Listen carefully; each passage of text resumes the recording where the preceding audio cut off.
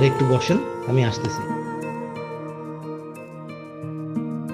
Congratulations Nira, আমাকে পাওয়ার জন্য তোমাকে অভিনন্দন। কি বললা? ফাজিল, তুমি আমাকে পাইছো, খুশি হও নাই? অনেক খুশি আছি। এই আব্বা, আমাদের একটা ছবি তোলো। আব্বা মানে? আমাদের বাপের দায়িত্ব পালন করো না, উকিল বাপ।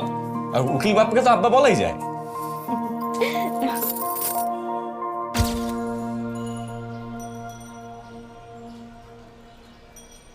তো এখন আমাদের কি করেন?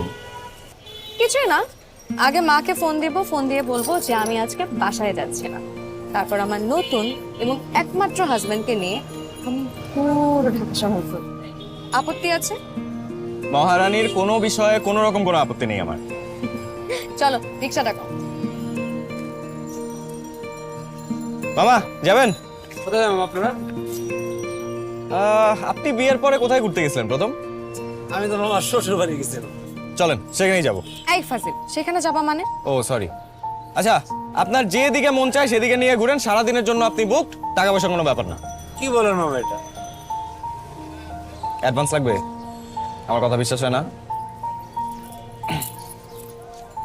নেন 500 টাকা নেন, এই টাকা শেষ হওয়া পর্যন্ত আপনি চালাইতেই থাকবেন। চলেন। ওঠেন মামা, ওঠেন।